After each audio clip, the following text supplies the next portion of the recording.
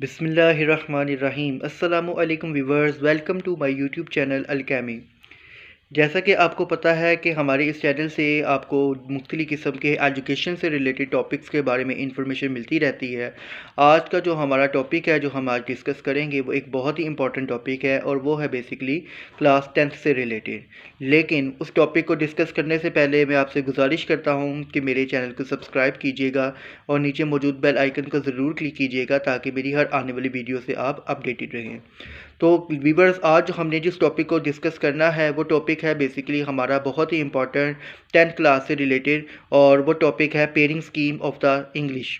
जी हाँ, बिल्कुल। जैसा कि आपको पता है कि गवर्नमेंट ऑफ पाकिस्तान ने स्मार्ट सिलेबस के अंदर कुछ मॉडिफिकेशंस की हैं। ख़ास तौर पर अभी तक इंग्लिश का सिलेबस है वो कंफर्म कर दिया गया है, और उस सिलेबस में बेसिकली इंग्लिश के अंदर कुछ चीज़ें जो हैं स्मार्ट सिलेबस के बाहर से भी आएंगी। जी हाँ, बिल्कुल। पेपर के अंदर जो बोर्ड एग्ज़ाम होगा आपका 10th क्लास के बच्चों का, तो उसमें कुछ चीज़ें जो होंगी वो स्मार्ट सिलेबस के बाहर से आएंगी, और कुछ पेपर जो होगा वो ALP के अकॉर्डिंग यानी स्मार्ट सिलेबस में से ही आएगा।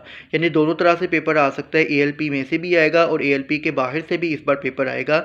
और कौन कौन सी चीज़ें जो ALP से रिलेटेड होंगी और कौन सी चीज़ें ALP से बाहर से आएंगी, तो वो उसके बारे में इंशाल्लाह आज कंप्लीट डिटेल में इस वीडियो में हम देखेंगे।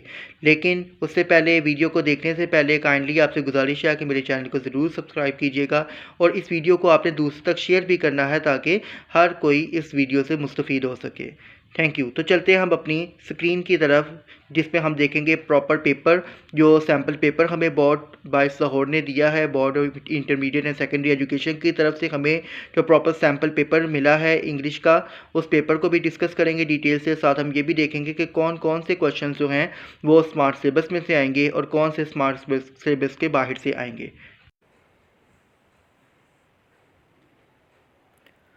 सो व्यूवर्स, हम आ गए हैं अपनी लैपटॉप की स्क्रीन के ऊपर, और आपको यहाँ पर एक सैम्पल पेपर नज़र आ रहा है इंग्लिश का, जिसके ऊपर देखें ये गाइडलाइन भी लिखी हुई है।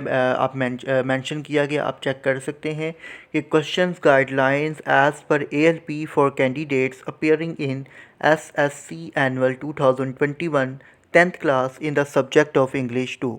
मतलब इंग्लिश का ये पेपर है जो कि 10th क्लास का 2021 के अंदर जो हमारा पेपर होना है SSC यानी 10th क्लास का।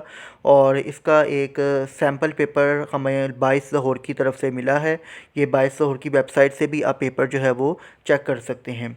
इस पेपर के अकॉर्डिंग जैसे कि हम देखेंगे कि कौन कौन से क्वेश्चन जो हैं वो हमें ALP में से आएंगे और कौन से क्वेश्चन ALP के बाहर से आएंगे।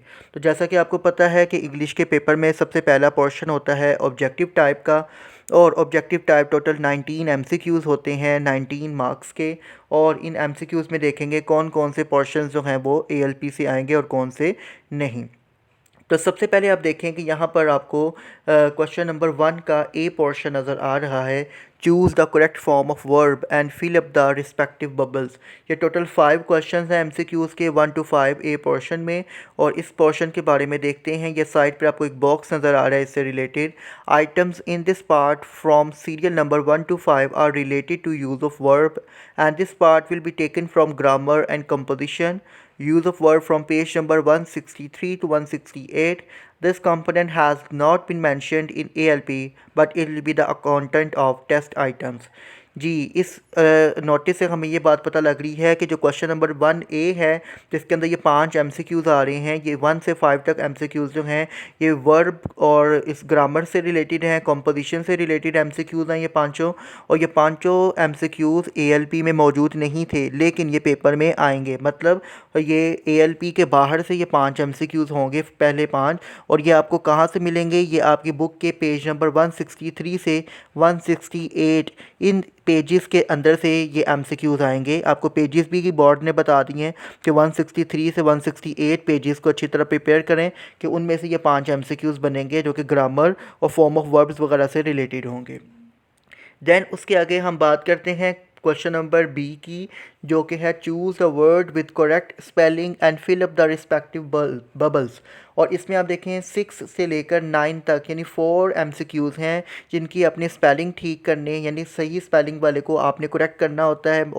तो item in this part from serial number 6 to 9 will be taken from the text of units, glossary and parts of exercises mentioned in ALP approved by PCTB। कि जो पंजाब टेक्स्ट बुक की वजह की तरफ से जो ALP सिलेबस आया था और ALP सिलेबस में जो आपकी इंग्लिश ए की जो बुक होती है, जो टेक्स्ट बुक होती है, उसमें जो जो ALP के अकॉर्डिंग आपको चैप्टर्स दिए गए ट्रांसलेशंस वगैरह के, उनकी एक्सरसाइजेज और उनकी ग्लोसरी जो है उसमें से ये MCQs बनेंगे, यानी ये अकॉर्डिंग टू ALP होगा आपका।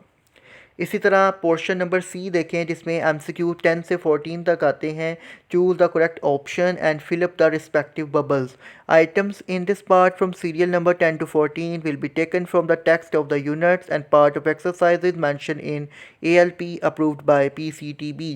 ये भी आपको 10 से 14 तक जो MCQs हैं ये भी आपकी जो टेक्स्ट बुक की एक्सरसाइजेज हैं उसी में से आएंगे और ये भी ALP के अकॉर्डिंग ही होंगे। इसी तरह से आगे पोर्शन नंबर डी आता है जिसमें आपको क्वेश्चन नंबर 15 से 19 तक नज़र आ रहे हैं।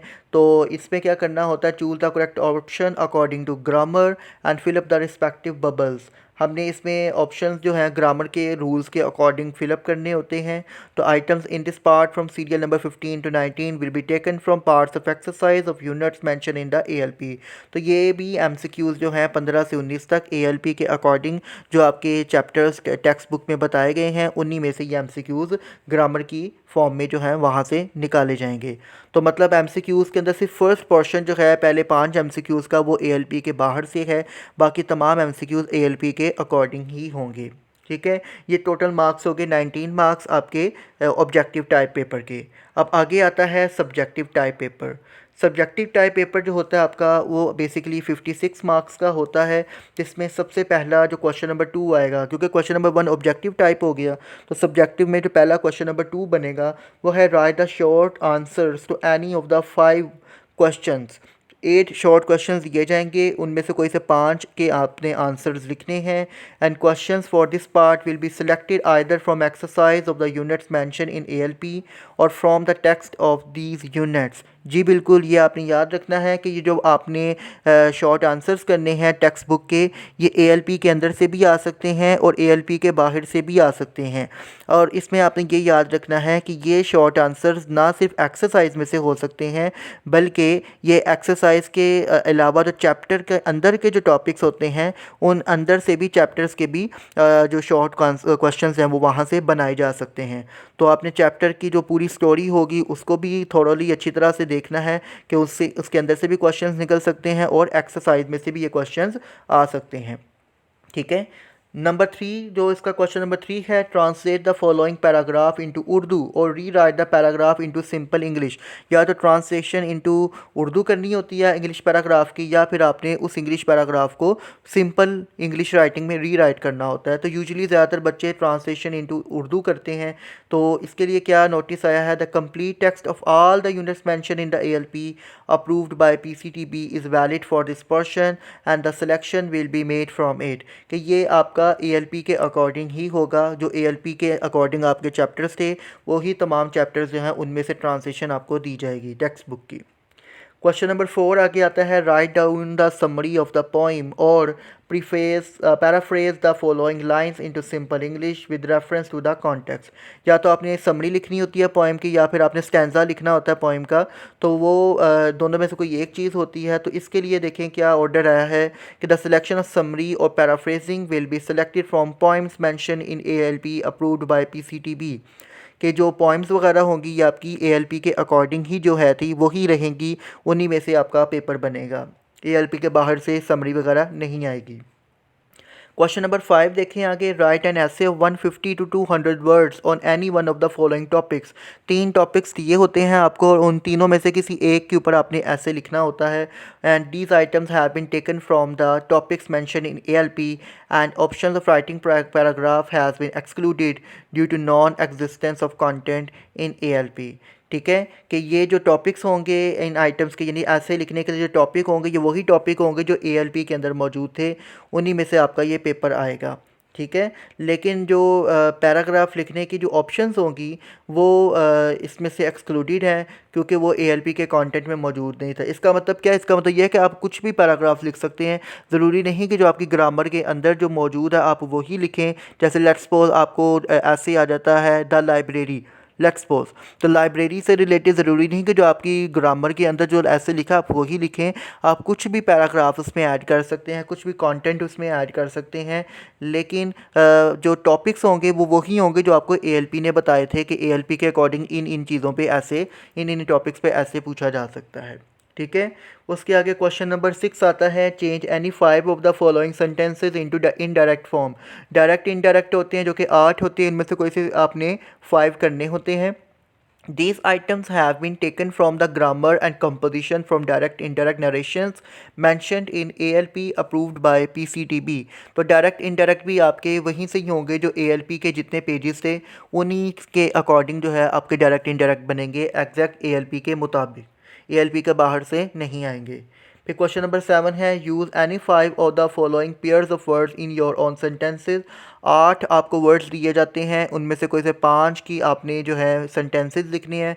और these items have been taken from grammar and composition mention in ALP. ये भी आपकी ग्रामर की जो बुक होगी इंग्लिश ग्रामर की, उसके अंदर से ही अकॉर्डिंग टू एएलपी ही आपको पेयर ऑफ वर्ड्स आएंगे। जो एएलपी ने बताए थे पेयर ऑफ वर्ड्स उन्हीं में से आपको दिए जाएंगे, एएलपी के बाहर से नहीं आएगा।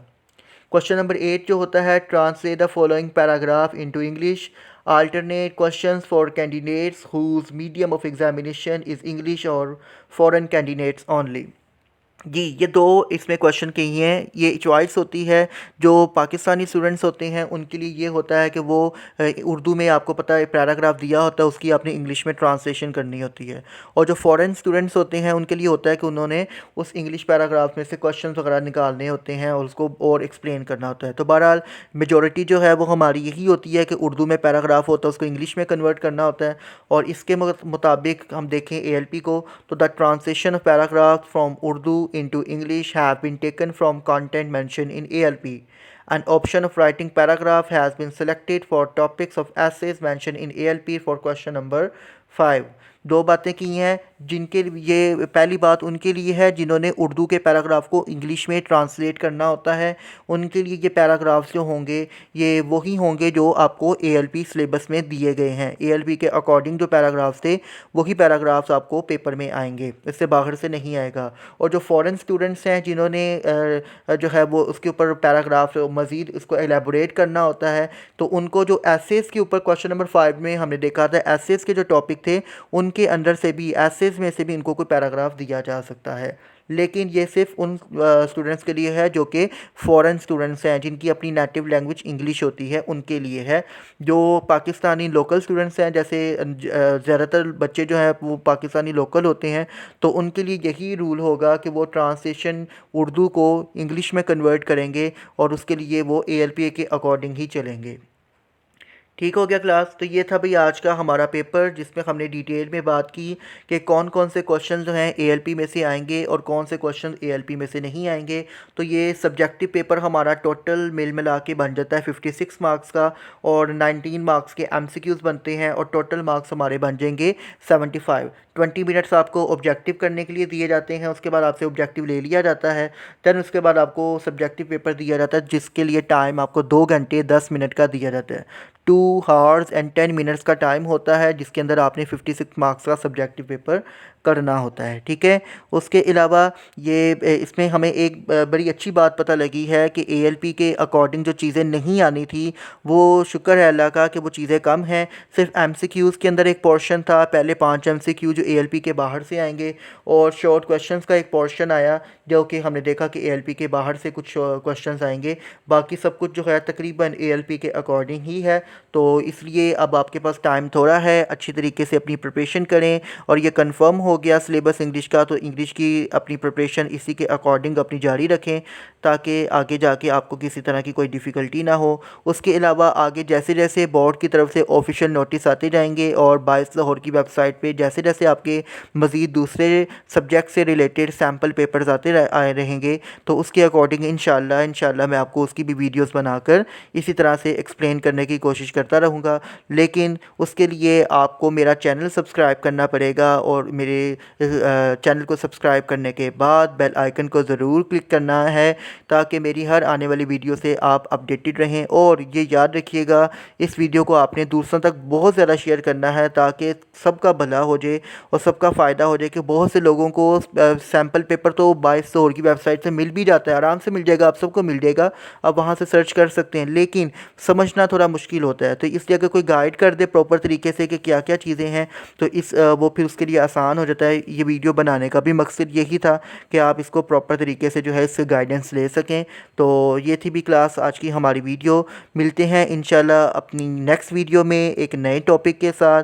तब तक कासिम इस्लाम को इजाज़त दीजिए। अल्लाह हाफिज़।